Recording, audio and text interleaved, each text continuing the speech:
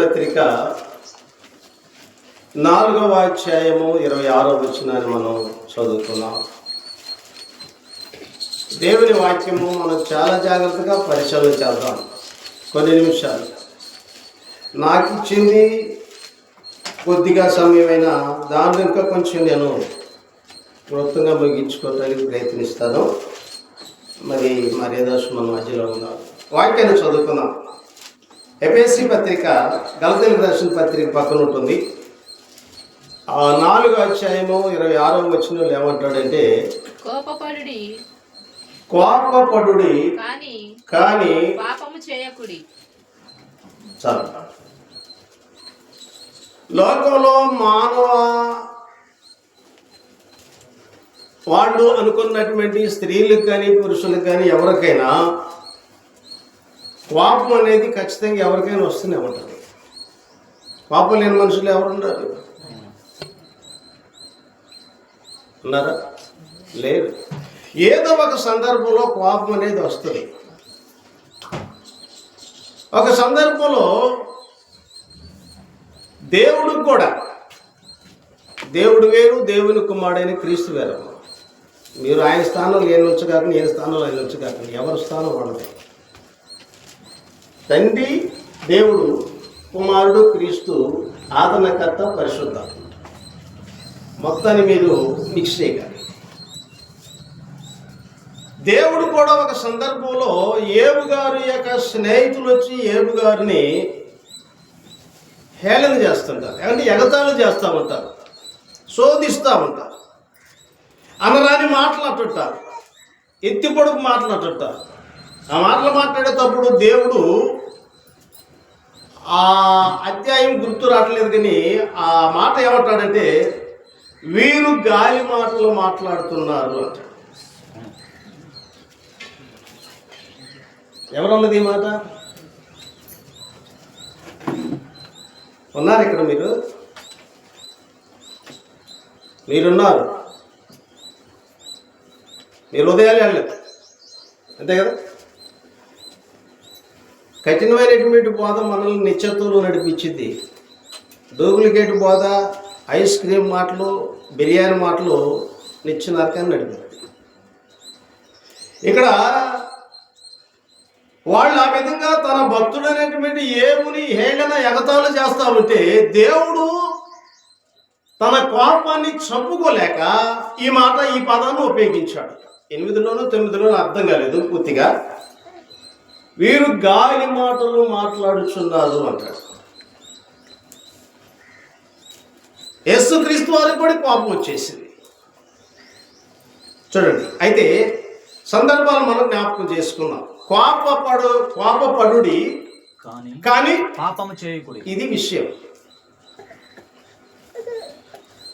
యేసుక్రీస్తు వారు చెప్పినటువంటి మాట ఏమిటంటే, తన సహోదరుడి పట్ల కోపపడినటువంటి విషయము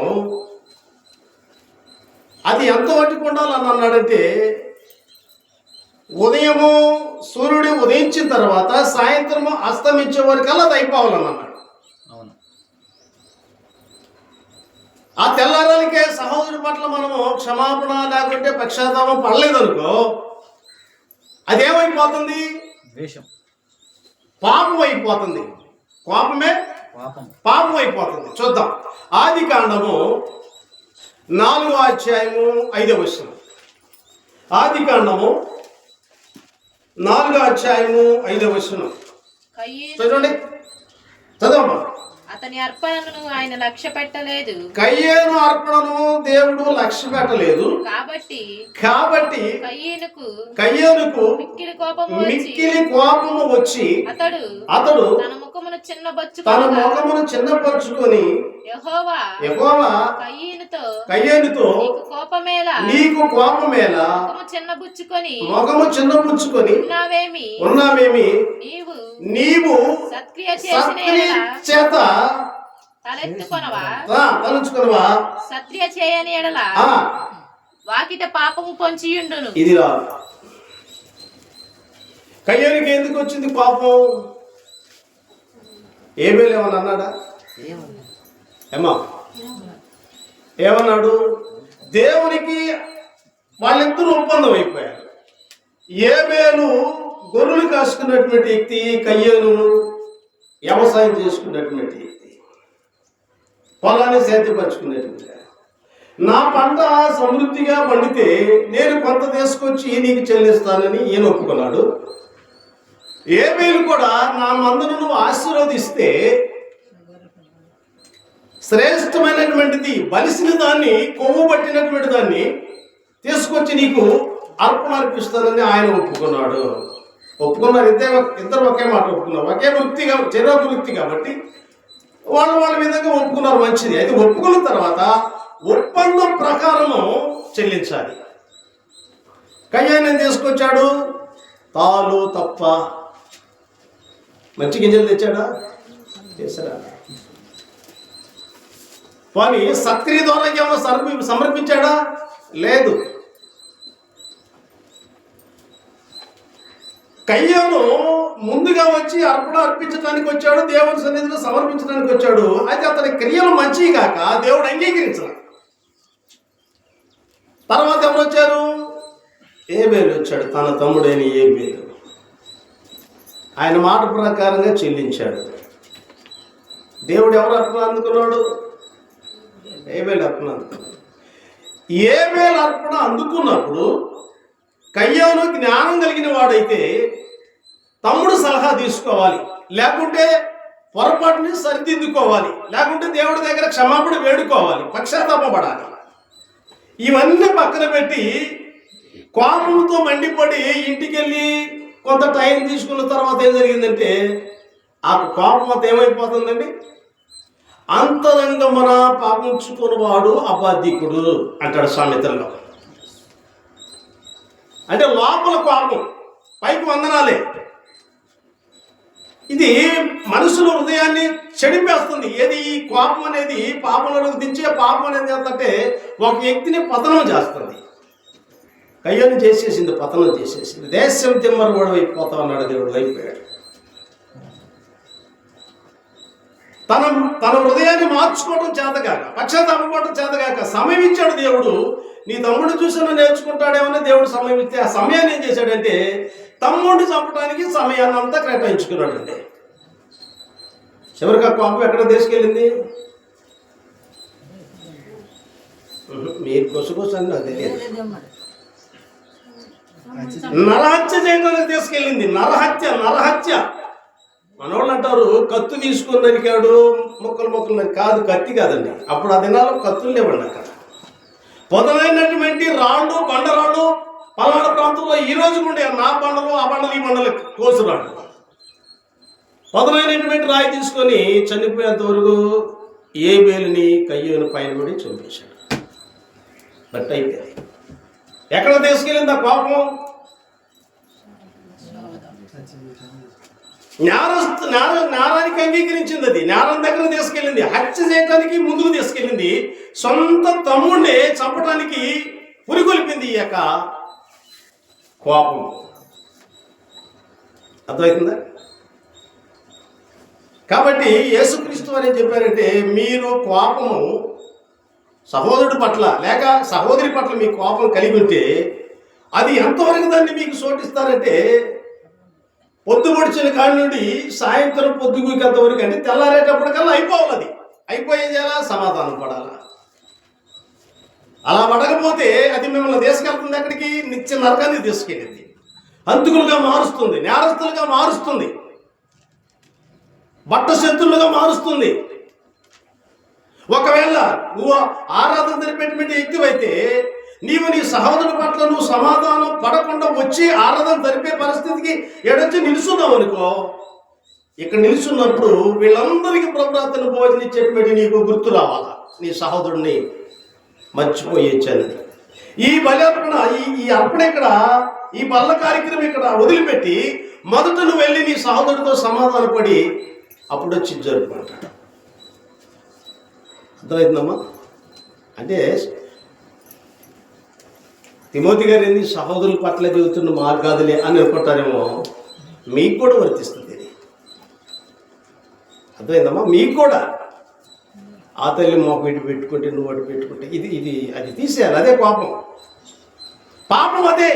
కోపపడండి కానీ పాపం చేయకండి. అంతరంగంలో పాపము దాన్ని దాచుకున్నాం అనుకో, అది పాపం అయిపోతుందండి. యాకోబు భక్తుడు అంటాడు అన్నమాట, దురాశ గర్భం ధరించగా పాపమును కనను, పాపము పరిపక్వమై మరణాన్ని కన్నది. ఇప్పుడు కయ్యోని ఏం చేసిండు? అదే చేశాడు. అయితే ఒక సందర్భంలో బిలాముకు కూడా కోపం వచ్చిందండి. ఎవరికి? బిలాముకి.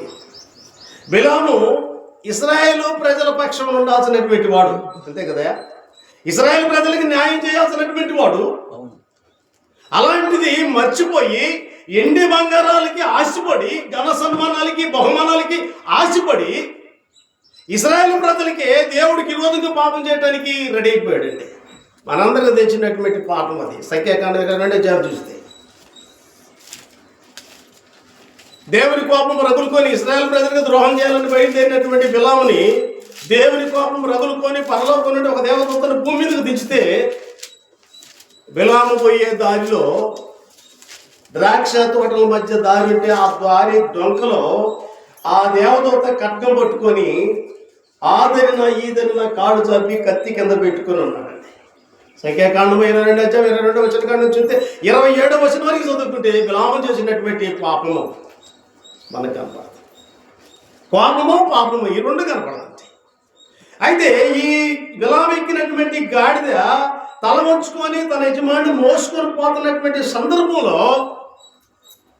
దేవదూత నిల్చోవటం చూసింది గాడిద. ఎవరు నిల్చోవటం? గాడిద ఎక్కడ చూసింది? పైకి చూసిద్దా లేకపోతే కింద చూసిద్దా? కిందకు చూస్తున్నటువంటి గాడిదకి కనపడ్డాడు దేవదూత. దానిపైన సంచరిస్తున్నటువంటి బిలాము కనపడ్డ దేవదూత. అతనికి ఏం కనపడుతుంది? ఘన సన్మానాలు బహుమానాల కోసము ఏం చేయాలని వెళ్తున్నాడు? ఇశ్రాయేలు ప్రజలకే దోహం చేయాలని వెళ్ళిపోతున్నాడు. దేవుడు ఊరుకుంటాడా? ఊరుకోలే. ఆ దేవదూతను ఉంచినప్పుడు కళ్ళు మూసుకొని కనుక బిలాము వచ్చినట్లయితే దగ్గరికి, దేవదూత చేతులు ఏముంది? ఏం చేస్తాడు? కత్తితో వేసేస్తాడికి, అంతే. తల లేచిపోద్ది, ఎక్కడ పట్టింది తెలవదు. అందుట్లో దేవదూత కత్తి పట్టుకుంటే సామాన్యమైన విషయం కాదమ్మా. 2-3 జరిపితే మనకే వాళ్ళ 2-3 మీద కలబడి తలిపోతుంది. దేవదూతల కలుపు రొప్పు ఏమి ఉండదండి. ఉంటుందా? రాజుల గ్రంథంలో మనం చూస్తే ఒక సందర్భంలో రాజు మీదకి శత్రు సైన్యం దండే తోస్తున్నప్పుడు దైవశాపుడు దేవుని యొక్క మందిరంలోనికి వాళ్ళు పంపించినటువంటి ఆ లెటర్ తీసుకెళ్ళి దేవుని మందిరంలో పరిచి ప్రార్థన చేసినప్పుడు ఆ రాత్రి ఆ దైవజనుడు చేసినటువంటి ప్రార్థన ఆలకించి దేవుడు పరలోకం నుండి ఒక దేవదూతని భూలోకానికి పంపించినప్పుడు ఆ శత్రు సైన్యము 2 లక్షలుగా పైగా ఉన్న జనంలోకి ఈ దేవదూత దూకి రాత్రి తెల్లవారుజాము దాకా నరకటం మొదలు పెడితే 1,85,000 మంది చచ్చిపోయారు. నా దేవదూత ఎదురుపండి, బాగా అర్థమైంది వాక్యాలు. ఎదురుపోయి ముందోళ్ళు వినపడండి, లేకపోతే పక్కన వాళ్ళు వినపడండి. అన్న బాగా చెప్పాడు. ఏంటిది? అన్నకి పనే బాధ. నీకు ఎన్ని పనులు పాపం ఎక్కడికొచ్చింది కాడి నుంచి. ఏమా ఎంతమంది నరికాడు? మిమ్మల్ని అడిగాను నేను, నిన్ను పౌరులు మిమ్మల్ని అడిగాను నేను. అక్కోళ్ళు మీటింగులకి ఏటింగులకి పోతుంటారుగా, అక్కోళ్ళని ఎంతమంది నరికిండమ్మా? నాకు వినపడాలా? నేను చిన్నగా మాట్లాడట్లేదు, మైకి రాబడి పెద్దగానే మాట్లాడతా.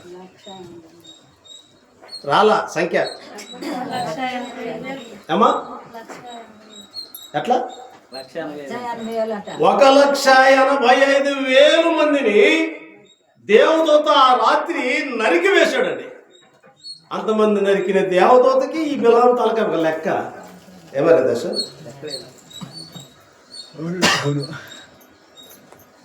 బొప్పాసికాయ మీద చెక్కు తీసినట్టు పోయేవాడు, ఎడిపోయేవాడు. ప్రేమైన దేవుడు ఇట్లా గమనించండి. అయితే బిలాము అలాంటి పని చేశాడు. చివరికి దేవుడు బిలామును కూడా వదిలిపెట్టలే.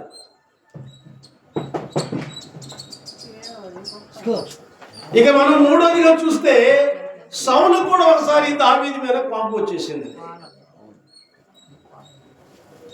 చాలా సందర్భాలే అంటే ఒక సందర్భం మనం చూసుకున్నాం. 2 సమూయేలు గ్రంథము, 1 సమూయేలు గ్రంథము 20:30 చదవండి. 1 సమూయేలు గ్రంథము. సౌలుకి కోపం ఎందుకు వచ్చిందో ఆ విషయాన్ని మనం చూద్దాం.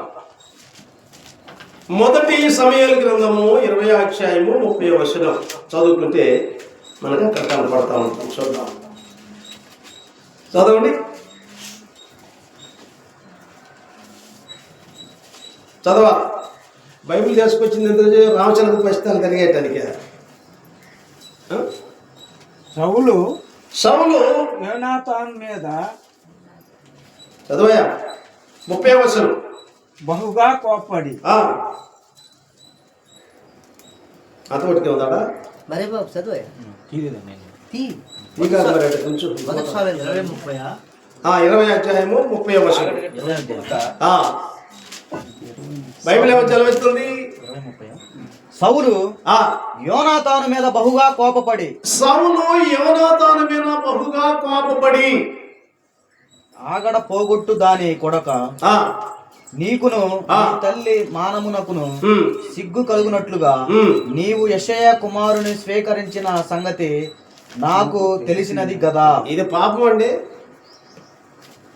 సొంత బామర్దులు, అంతే కదా, అంతే కదా. దావీదును యోనాతాను పరాయోళ్ళు కాదు, సౌలు కుమారుడు. రెండోది దావీదునకు బావమర్ది. పెద్దవాళ్ళు ఉంటారు కదా, బావమర్దులు. ఒక సామెత. అన్నదమ్ములేమో, అన్నదమ్ములు గట్టిగా చెప్పాలా, కోరతారు. ఖచ్చితంగా కోరతారు. ఏంది కోరతారు? ఏ పేర్లు చెప్పింది ఎవరు? బామర్ద. సొంత అన్నే కదండి. మరి ఇది వాస్తవమే కదా. బైబిల్లో మనకి నిదర్శనం కనపడుతుంది. సొంత తోడబుట్టినోడు తమ్ముడు చంపేశాడు. మరి సాగుకోనేది ఇదే కదా. కారణం ఏంటి? వాడు చేసే క్రియలు మంచివి కాదు, ఈయన చేసిన క్రియలు అతనికి నచ్చల. ఇక్కడేమంటాడు? యోనాతాను సౌలు రాజు దావీదునకు ప్రమాదం తలపెట్టిన విషయము యోనాతానుకు తెలిసి తండ్రికి తెలియకుండా వచ్చి ఆయనతో సంప్రదింపులుగా ఉన్నాడు. అందుకే ఒకసారి అంటాడు దావీదు, నా సహోదరుడా అంటాడు. అవును, యోనాతాన్ని నా బామర్ది అల్లా, నా సహోదరుడా. ఎవరిని బట్టి? దేవుని ప్రేమను బట్టి, దేవుని యొక్క ఆ ఆత్మీయ బంధమును బట్టి నా సహోదరుడా. దేవుని యొక్క ఆలోచన ప్రకారంగా బామార్దిని కూడా చూడకుండా తండ్రి పక్షాన ఉన్నాను, తండ్రికి నాకు జన్మనిచ్చిన తండ్రి అనే ఆ విషయం కూడా ఆలోచించకుండా నాకు ప్రాణభిక్ష పెట్టడానికి, నాకున్న ప్రమాదాన్ని తెలియజేయటానికి నువ్వు వచ్చావు నా సహోదరుడు అంటాడు. అన్నదమ్ముల లెక్కలో చూడండి, ఇది పాపం అండి. కుమారుడి మీద కోప్పడుతున్నాడండి సౌలు. ఎవరి మీద అండి? కుమారుడి మీద. చూడండి ఎంత బూతు మాట వాడుతున్నాడంటే. ఎవరు వాడుతున్నాడండి? నీ తల్లి మానము. ఎంత దుర్మార్గం మాటలండి. జన్మనిచ్చినటువంటి తల్లినను కొడుకుని ఆ దృశ్యాలు చూపిస్తున్నాడండి. దేవుడు ఇష్టపడతాడు. అభిషేకించబడినటువంటి వాడు మళ్ళీ ఎవరు? సౌలు. అలాంటి వ్యక్తి కన్న కుమారుని ఏ విధంగా మాట్లాడుతున్నాడంటే ఈ మాటలు మాట్లాడుతున్నాడు అనమాట. బండబూతులు మాట్లాడుతున్నాడు. అంత కోపం వచ్చిందండి. అంత కోపం వస్తే అందుకే సౌల్ని చివరికి దేవుడు ఏం చేశాడంటే తనలో నుండి పరిశుద్ధాత్మ అనేటువంటి వ్యక్తిని తీసి పక్కన పెట్టి తనకు బదులు ఎవరిని పంపించాడు? దురాత్మను పంపించాడు. మరలా దాన్ని వదిలించాలంటే ఎవరు కావాల్సి వచ్చింది? అల్లుడే, దావీదే కావాల్సి వచ్చింది. అవసరాన్ని బట్టి ఈనాడు ఆ పరిస్థితులు జనం కూడా ఆ విధంగా ఉన్నారు కదా. అవసరం బట్టి మర్యాదాసు కావాలా, అవసరం లేకపోతే మర్యాదాసు ఎవరు? నాతో నేను తెలియదు, అంతే కదండి. అలా ఉంటున్నారండి. కన్ను కొడుకునే చెప్పించినటువంటి మాటలు మనకు బైబిల్లో కనపడుతున్నాయండి. సౌలు రాజు పాపం ఎంత లెక్క దారి చేస్తుందో చూడండి. ఏం మాట్లాడదో తెలియదు, ఏం చేస్తావో తెలియదు. కయ్యను ఏం చేశాడు? కోపం మీద నరికేశాడు తమ్ముడిని. ఇంకా మనం కొన్ని విషయాలు చూద్దాం. ఇంకొక బుద్ధి లేని ఆయన చూసుకున్నాం. చూడండి, రెండవ రాజుల గ్రంథము 5వ అధ్యాయము 11-12 వచనాల్లో చూడండి. అక్కడ ఒక వ్యక్తి మనకు కనపడతా ఉంటాడు. అందుకు నయమాను కోపము తెచ్చుకొని, అందుకంటే 23 కూడా చదివా, వాళ్ళకి అర్థం కావాలిగా. 23 అందుకు నయమాను నీకు అనుకూలమైతే, అయ్యా ఇక్కడ చదువు 10వ వచనం కానుండి చదువు. ఎలీషా నీవు యోర్దాను నదికి పోయి 7 మార్లు స్నానము చేయి, నీ ఒళ్ళు మరలా బాగొయ్యి నీవు పరిశుద్ధుడు వగుదువని అతనితో చెప్పుటకు ఒక దూతను పంపెను. అందుకు నయమాను కోపము తెచ్చుకొని, ఇది తప్పమ్మా, వాడికి ఏముంది? కుష్ఠవ్యాధి. మొదటి వచనంలో అంటాడు అనమాట, సిరియా దేశం ముందు న్యాయాధిపతి అయిన నయమానునొక ఒకడుండెను, అతని చేత యెహోవాయే సిరియా దేశమునకు జయము కలగజేసి ఉండెను గనుక అతడు తన యజమానుని దృష్టికి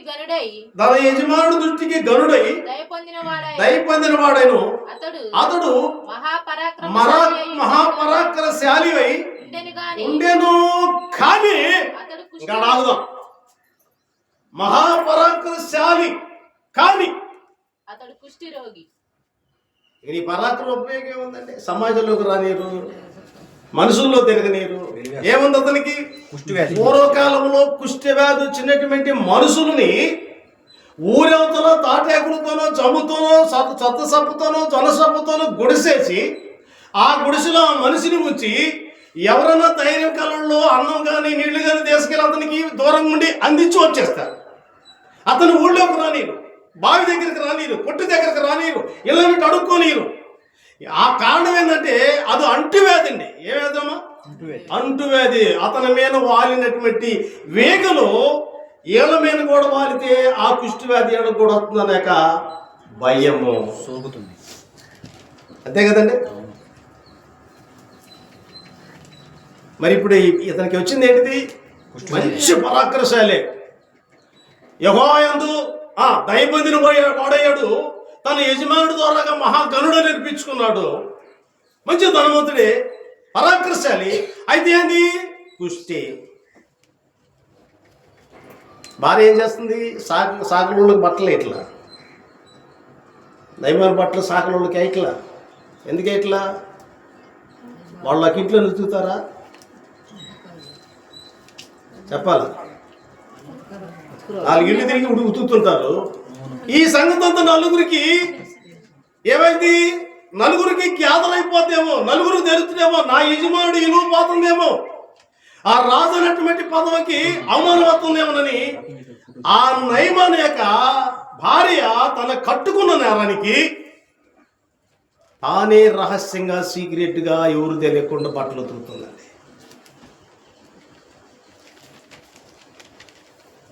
అతను చేసిన గొప్ప పని ఏంది?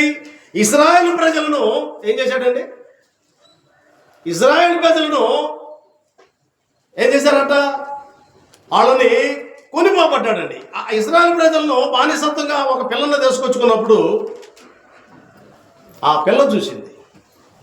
ఎవరు చూశారు అమ్మా? ఎవరు? చిన్నపిల్ల, పెద్ద పిల్ల కాదు. ఎవరు? ఇశ్రాయేలు జాతికి సంబంధించినటువంటి పని మనిషి బానిసత్వంగా ఉంచుకున్నాడు అతను. ఆ బానిసత్వం బలవంతంగా లాక్కొచ్చుకొని నా ఇంట్లో పని చేయాలని దాచిగా పెట్టుకున్నటువంటి ఆ చిన్నది నయమాను భార్య ఉతుకుతున్నటువంటి దుస్తుల సంగతి, ఆ సీక్రెట్ మొత్తం ఆమె చూసింది. చూసి నయమాను భార్యతో చెబుతుంది, అమ్మా, నా యజమానుడైనటువంటి నయమాను గారికి ఉన్నటువంటి ఆ పరిస్థితిని పోవాలంటే ఒక మార్గం చెబుతానమ్మా. చూడండి, వాళ్ళకి చేసింది ద్రోహం. చూడండి, దేవుడు బిడ్డలకు ద్రోహం చేసినటువంటి సందర్భాన్ని ఆ అమ్మాయి మర్చిపోయి కూడా తన ఉప్పు పురుషు తింటున్నారు కాబట్టి తన యజమానుడికి న్యాయం చేయాలనేటువంటి ఉద్దేశంతో నయమాను భార్యకి చెబుతుంది, ఇదిగో మా దేశంలో ఒక దైవ సేవకుడు ఉన్నాడమ్మా, అతని పేరు ఎలీషా. ఆయన ప్రవక్తనగా దేవునికి మానవుడికి మధ్యవర్తిగా ఉంటాడమ్మా. మన సంగతులు తెలియజేస్తాడు దేవుడికి. దేవుడు చెప్పిన మాట తీసుకొచ్చి మనకు తెలియజేస్తాడు. ఆయన ప్రవక్త. ఆయన దగ్గరికి వెళితే నా యజమానుడు బాగుపడతాడమ్మా అని బ్రతిమాడింది.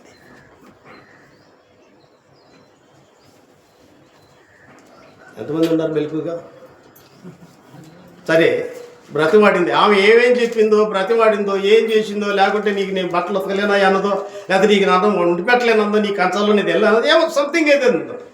మనోడు బయలుదేరిన రథాలు వేసుకొని ఎండి బంగారం ఇలువైన దుస్తులు వేసుకొని బయలుదేరాడు. ఎక్కడికి? ఎలీషా దగ్గరికి బయలుదేరాడు. ఎలీషా ఎవరు శిష్యుడు? ఏలీ గారి శిష్యుడు. ఎలీషా గారి శిష్యుడు ఎవరు? గెహజీ. మనోడికి ధనాపేక్ష, డబ్బు, ఎండి బంగారం అంటే మనోళ్ళు కూడా ఉండాలి. చాలా మంది లేరా? ఉండాలి. ఆలోచన చేయండి దేవుని బిడ్డలారా. అతడు నయమాను రథముల మీద ఎండి బంగారం, డబ్బు సమస్తాన్ని తీసుకొని వచ్చినప్పుడు, ఎలీషా లోపల ఉన్నప్పుడు గ్యాజీ బయట ఉండి అంటున్నాడు, దైవ సేవకుడా, నా ఏలిన వాడ, ఇదిగో సిరియా దేశం నుండి రాజు మడుగులు బంగారం, ఎండి తీసుకొని, దుస్తులు తీసుకొని నీ దగ్గరకు వస్తున్నాడు, లోపలికి రమ్మంటావా అన్నాడు.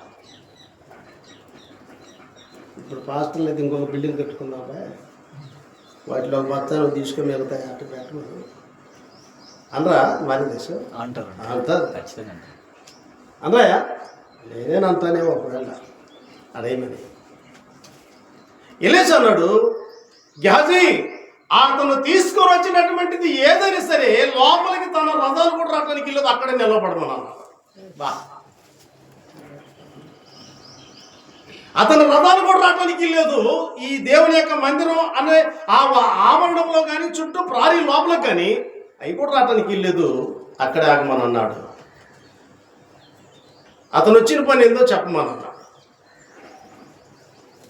అప్పుడు అతను చెప్పలా. అతను చెప్పాడా నా కుష్టి మీద బాగు చేయని? అతను చెప్పలా. తను ఎదిగిడికి వచ్చారు చూడండి తన దాసులు, వాళ్ళు తెలియజేశారు. వాళ్ళు తెలియజేసిన తర్వాత అంతకుముందు ఇంకొక రాజు వర్తమానం పంపించాడు అక్కడికి, అంతే కదా? పంపించాడు, చదువుకున్నాడు. ఓహో, రాజుగారు పంపించింది ఇదే కావాలి, వర్తమానం ఇతనే కావాలి. సరే, ఆయన ఏం చెప్పలా. ఏం చెప్పాడు? ఇదిగో నువ్వు వెళ్ళి నువ్వు తీసుకొచ్చిన ఎండి కానీ, బంగారం కానీ, డబ్బు కానీ, మంచి శ్రేష్టమైనటువంటి విలువైనటువంటి దుస్తులు కానీ ఏమీ వద్దు నాకు, నువ్వు నేను చెప్పినట్టు చేయను అన్నప్పుడు ఏది చెప్పమని అన్నాడు? యోర్దాను నదిలోకి వెళ్ళి నువ్వు 7 సార్లు స్నానం చేయను అన్నాడు. అప్పుడు నీ దేహం అంత ఏమైపోతుంది? శుభ్రం అయిపోతుంది. చిన్నపిల్లల దేహం ఏ విధంగా మంచి దగదగలాడుతుంటుందో ఆ విధంగా నీ దేహం, ఆ విధంగా నువ్వు బాగుపడతావు, వెళ్ళిపోదు. కానీ అంటే ఇది తప్పమ్మా, ఇది తప్ప, మీరు చెప్పండి. బాగుపడరు అబ్బాయి అంటే బాగుపడి నీ బరికొండలు కాయటానికి అన్నట్టు, అంతే కదా? నువ్వు బాగుపడే మంది ఎందుకు? నేను బాగుపడితే నీ బరికొండలు కాపించుకుంటాను. ఇది ఒక సామెత అన్నమాట. అది దానికి సంబంధం లేదు బైబిల్కి. అలాగనే ఎలీషా చెప్పినటువంటి మాట అంగీకరించకుండా పలుకుడు రథాలు ఎనిక బరిగొడ్లు, ఇశ్రాయేలు ప్రజలు, పాపులు, దుర్మార్గులు, వాళ్ళు వీళ్ళు అందరు దిగి, పశువులు కూడా దిగి నీళ్లు తాగుతాయి, పశువులు పేడ పెడతాయి, అన్నే కులచ్చితాలు దిగుతారు. ఈ లోకంలో, ప్రపంచంలో ఎన్ని సముద్రాలు లేవు, వాటన్నింటిని వదిలిపెట్టి యోర్దాను నదిలోనే ఎందుకు దిగమంటున్నాడు ఇతను? నేను దిగను. మలుపు రథాలు ఎనికి ఎవరికి నష్టం? ఏమది దశ? ఆయనకే నష్టం. నీళ్ళు అందలే తాగటానికి, పోతే గొంతేనే దేవుడికి కదా, అంతే కదా? రథాలు ఎనికి మలుపు అన్నాడు. గ్యాజ్ అన్నాడు, వెళ్తున్నారయ్యా వాళ్ళు అన్నాడు. వెళ్ళలేను అన్నాడు. వెళ్తే మనం ఏం చేద్దాం? వెళ్ళలేను. ఇప్పుడు రోజు వచ్చాను, రాలేదు, ఒకసారి పిలుస్తూ, 2 సార్లు పిలుస్తూ, ఇక పొద్దాకలు బలవంతం చేసి కూర్చోబెడతావు, మళ్ళీ బయటలో కూర్చోబెడతావు. ఏమండి? ఎలని అన్నాడు. ఎవరు? ఎలీషా అన్నాడు. రథాలు మలుపుకొని ఎనికి మలిపినప్పుడు ఏమన్నాడు? ఈయన మధ్యలో ఆడుతున్నాడు. ఎవరు? తన దాసుడు అంటాడు, ఇదిగో నిన్ను కట్టుకున్న నేరానికి ఆ మహాతల్లి నీ బట్టలు ఉతకలేక చచ్చిపోతుంది. ఏం కష్టమని నువ్వు వెనక్కి మలుపుదావా? నీ మనసు ఎందుకు మార్చుకున్నావు? మళ్ళీ కృష్ణవేది నీ జీవితాంతరం ఉంచుకుంటావా? నీకు పిల్లలు పుడితే నీ పిల్లల తరానికి కూడా తెచ్చుకుంటావా? దైవజనుడు చెప్పిన మాట మంచిదే కదా, అంతే కదా? దైవజనుడు చెప్పినటువంటి మాట నీ మేలు కొరకే కదా. నిన్ను సముద్రంలో మునిగి సామం లేదుగా, వెనక్కి బానన్నాడు. సరే, ఎలీషా చెప్పిన ప్రకారంగా ఒకసారి మునిగాడు, 2 సార్లు మునిగాడు, 3 సార్లు, 4 సార్లు, 5 సార్లు, 6 సార్లు, 7 సార్లు మునిగాడు. 7 మాటలకు సంపూర్ణత అంటే మొత్తము ముగించబడింది, మొత్తం నెరవేర్చబడింది. అలా అన్నమాట. ఆ సంఖ్య ఎందుకంటే అతడు 7వ మునిగి బయటకు వచ్చేటప్పటికల్లా ఎలా అయిపోయినట్టే పసిపిల్లల దేహం వలె, పసిపిల్లల దేహం వలె ఎలా ఉన్నాడంటే పెళ్లిగా తల్లిగా కుర్రోడు ఎట్టుండో అనే నయమాను అంతకంటే కూడా శ్రేష్ఠంగా ఉన్నాడు. అయ్యా, దేవుడు ఎంత గొప్పవాడని నేను గమనించలేకపోయానయ్యా. మీలో ఎంత స్పిరిట్ ఉంటుందని నేను గమనించలేకపోయానని నయమాను ఎలీషా దగ్గరకు వచ్చి క్షమాపణ వేడుకొని, ఇవన్నీ నువ్వు తీసుకోయా, తీసుకోయా నా ఇష్టపూర్తికి ఎత్తున్నా, కావాలంటే చెప్పు మళ్ళీ తీసుకొస్తాను. నువ్వు తీసుకొచ్చినది ఒక పుల్ల కూడా అక్కర్లేదు. నీ బళ్ళుకి ప్రయాణంలో అతుక్కున్నటువంటి మట్టి పెళ్లికి కూడా అవసరం లేదు, నాకు తీసుకెళ్ళాను. తీసుకెళ్తే మనోడికి వాటన్నిటికి వెళ్ళి చూసి వాళ్ళకి ఏమనిపిస్తుందంటే ఎలీషా దగ్గర ఉండవు ఎవరు? గెహాజీ. కానీ గెహాజీ ఆత్మ మాత్రం ఎలీషా దగ్గర లేదండి. ఎప్పుడు దాని మీద తిరుగుతుంది. ఏది వాళ్ళు రథాలు తీసుకుని వెళ్ళిపోతుంటే అప్పుడు అనుకున్నాడు, ఈయన దైవసేవకుడు ఈయన నమ్ముకొని నేనంటే ఆయన తినడు, ఏమంటే ఆయన తినడు, నన్ను తిన్నాడు అని ఏం చేశాడంటే ఎలీషా తెలవకుండా బయటకు వచ్చి రథాలని గిడితే పరిగెత్తానండి. ఏతండు రథాలని గిడితే నయమాను మనుషులు చూసి, అయా దైవజనుడి దగ్గర ఉన్నటువంటి ఆయన శిష్యుడు అనేటువంటి గెహాజీ పరిగెత్తుకుని వస్తాడు. ఆపండి రథాలు. చూడండి అసలు ఎంత అబద్ధాలు వస్తాయడా. అయ్యా పరిగెత్తుకుంటూ వస్తున్నావు. అయ్యా మా గురువు గారు అంటే దైవ సేవకుడు మర్చిపోయాడంట, అడగటానికి నన్ను పంపించాడు, కొంత తీసుకుని రమ్మన్నాడు అన్నాడు. అసలు ఎలీషా నిజం చెప్పు.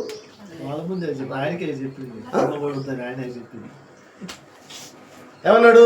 కొంత తీసుకుని రమ్మన్నాను అన్నప్పుడు నయమాన్ అనేది మొత్తం ఇవ్వడానికి ఇష్టపడ్డాడు. ఇంకా కావాలంటే ఇంకా రథాల మీద చెప్తాను అన్నాడు. ఇప్పుడు ఈ అబద్ధం అంతా సృష్టిస్తుంది ఎవరు? గెహాజీ. సరే, కొంత తీసుకొచ్చుకున్నాడు ఎలీషా తెలవకుండా, ఇంటికి తెచ్చుకున్నాడు. ఏంటి బంగారం తీసుకొచ్చుకొని ఇంట్లో పెట్టెల్లో పెట్టుకొని మూతలు వేసుకొని వచ్చాడు. ఎలీషా అడుగుతున్నాడు, గెహాజీ ఎక్కడికి వెళ్ళావయ్యా? అప్పుడన్నా చెప్పాడు నిజం? ఎక్కడికి వెళ్ళలేదా, ఊరికి అటు వెళ్ళాను. నువ్వు ఎక్కడికి వెళ్ళింది నాకు తెలుసు గెహాజీ అని. అప్పుడేమైంది ఇంక మనోడు, ఈయన మందిరంలో ఉంటే నాకు తెలిసాడు. అప్పుడు ఫోన్లు కూడా లేవుగా, ఉండే ఒకవేళ నయమాన్ వాళ్ళు ఫోన్ చేశారు అనుకోవటానికి ఏమంటే ఉంది. అప్పుడు ఈ మానవుడు కనిపెట్టినటువంటి ఫోన్ కంటే కూడా నెంబర్ 1 ఫోన్ ఉంది. ఆత్మ అన్నటువంటి ఆ స్పిరిట్ ఉన్నది రింగిస్తుంది ఎక్కడికైనా. ఒక సందర్భంలో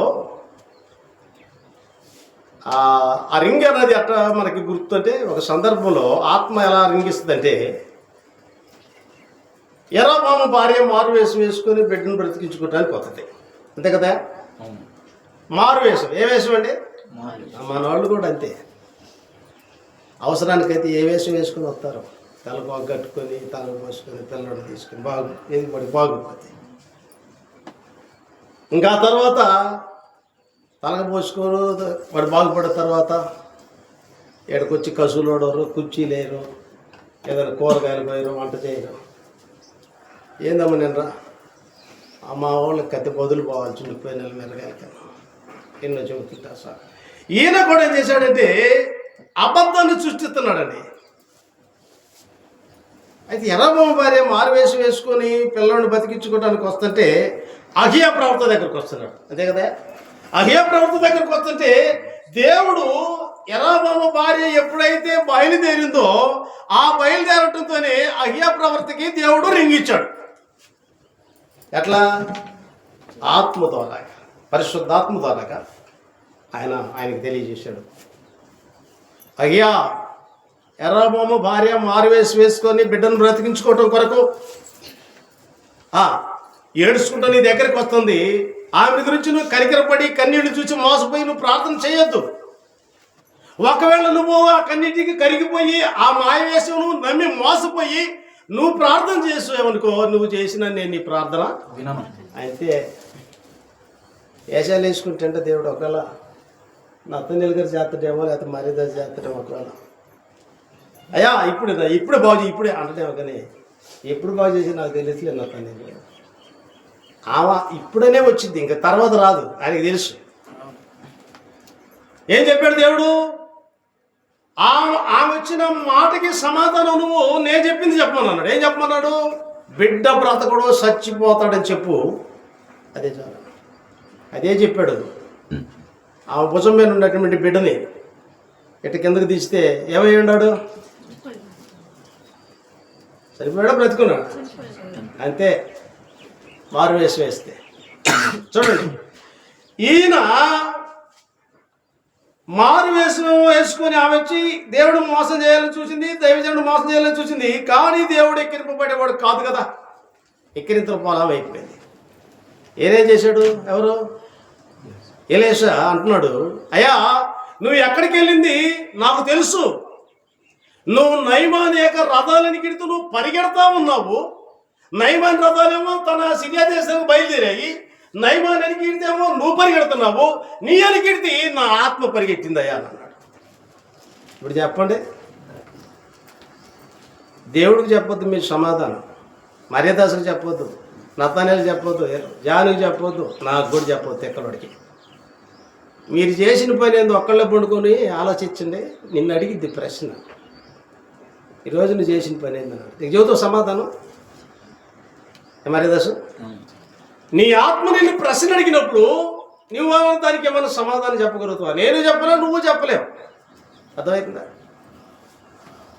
అప్పుడు అంటాడు అనమాట, ఏమంటాడు? గెహజీ, నువ్వు తీసుకొచ్చుకున్నటువంటిది ఎండి బంగారం నీ కంటికి అలా కనపడిందేమో, అలా కనిపించిందే నువ్వు తీసుకొచ్చుకొని ఇంట్లో పెట్టుకున్నంత వరకు నువ్వు అలా ఉందేమో, నీకు కనపడదేమో. కానీ నువ్వు తీసుకొచ్చుకుందేందో నీకు అర్థం కాల, నేను చెబుతాయి నన్ను అన్నాడు. ఏంటిదయ్యా అని అన్నాడు. నయమాను ఇక్కడికి వచ్చి, సిరియా దేశం నుండి ఇక్కడికి వచ్చి పోగొట్టుకున్నటువంటి కుష్టి వ్యాధి నీ బిడ్డ తరం తెచ్చుకున్నావయ్యా అన్నాడు. ప్రపంచంలో కుష్టి వ్యాధి వాళ్ళు మొత్తం ఎవరు సంతానం? మర్యాదాసు, ఎవరు సంతానం? ఖచ్చితంగా అందులో తిరిగేది. బిడ్డ తరము నీవు కుష్టి వ్యాధిని తీసుకొచ్చుకొని పెట్టెలు దాచిపెట్టుకున్నావు. కావాలంటే నీ పెట్టెలు ఇప్పి చూడు, ఇంటికి వెళ్ళాను అన్నాడు. నయమాను పోగొట్టుకున్న కుష్టి వ్యాధి వద్దని దైవజనుడు చెప్పినటువంటి మాట అతని దృష్టిలో పెట్టుకొని అతను దాచిపెట్టుకున్నటువంటి పెట్టెల దగ్గరకు వచ్చి పెట్టెలు మోద్ది చూస్తే తగ మెరుస్తుంది వజ్రాలు, వైడూర్యాలు. ఏమండి అమ్మ పెట్టెలు చెప్పండి, చెప్పాలా? ఇశ్రాయేల్ ప్రజలు కూడా పోతీలు ఉపయోగించారండి, లేడీస్ కానీ మగవాళ్ళు కానీ. ఏ పూట తిన్నా, ఏ పూట కురిసినమన్నా ఆ పూటే తినమన్నాడు దేవుడు మోసే. అయితే వాళ్ళు ఏం చేశారు? తెలివికల తల్లులు అక్కలో రేపు పొద్దుటికి ఎట్లా ఉంటుందో, కురిసిద్దో కురవదో, రేపు పొద్దుటి పిల్లలు ఆకలి అయితేనేమని బుట్టలు కేసుకొచ్చుకుని ఇంటికి పెట్టుకుని తెల్లారాలకి ఏమైపోయింది? అది చెప్పాయా? అది ఏమ్మా అర్థమైందా? ఆశపడండి కానీ దురాశపడకండి, కోపపడండి కానీ పాపం చేయకండి. అంటే ఏంది? నీ అంతరంగంలో దాన్ని చోటు ఇవ్వగాకు. ఎందుకంటే అపవాదికి నువ్వు చిక్కిపోతావు అంతే. పౌలు గారు అంటున్నా అనమాట, అపవాదికి నువ్వు చోటు ఇచ్చినట్టే. నీవు కోపపడు కానీ పాపం చేసావంటే నీ అంతరంగంలో ఆ పాపాన్ని మాత్రం నువ్వు దాచుకున్నావు అనుకో, పాపాన్ని, అది పాపంగా మారిపోతుంది. ఆ పాపము నిన్ను నిత్య నరకానికి తీసుకెళ్ళి. అర్థమైందా? కాబట్టి నయమాను పోగొట్టుకున్న కుష్టి వ్యాధి ఎంతమంది తెచ్చుకోండి? సిరియా దేశంలో వచ్చింది నేను ఒక్కడికే. గ్యాజ్ ఎంతమంది తెచ్చిండు? ఏమ్మా ఎంతమంది తెచ్చిండు? ఒకడు పోగొట్టుకున్నటువంటి దుర్మార్గాన్ని నువ్వు ఆశిస్తే నీ బిడ్డ తరానికి, మనవల సంతానానికి, మనవలకు పుట్టబోయే సంతానానికి కూడా తరతరాలు అన్నాడు అక్కడ. ఇక పుట్టబోయే వాళ్ళు కూడా యాజి సంతతే. ప్రపంచంలో కుష్ఠవ్యాధి కలిగిన మనుషులు ఎంతమంది ఉన్నారు, వాళ్ళందరూ కూడా గ్యాజీ సంతనే అని బైబిల్ చదివిస్తుంది. ఇది నా సొంత మాటలు కాదు, ఆలోచించండి బిడ్డ. చివరగా ఇంకొక మాట చెప్పి నేను వాక్యాన్ని ముగిస్తాను. చూడండి, మత్తయి రాసిన సువార్త, సరే చివరి మాట చెబుతాను నేనండి. యేసుక్రీస్తు వారికి కూడా పాపం వచ్చిందని అన్నాను కదా, ఆ ఒక్క మాట చెప్పి నేను వాక్యాన్ని ముగిస్తాను. మార్కు రాసినటువంటి సువార్త 3వ అధ్యాయము 5వ వచనం. ఆయన వారి హృదయ కాఠిన్యమును బట్టి దుఃఖపడి కోపముతో వారిని కలియ చూచి ఏంటంటే కోపడ్డాడు.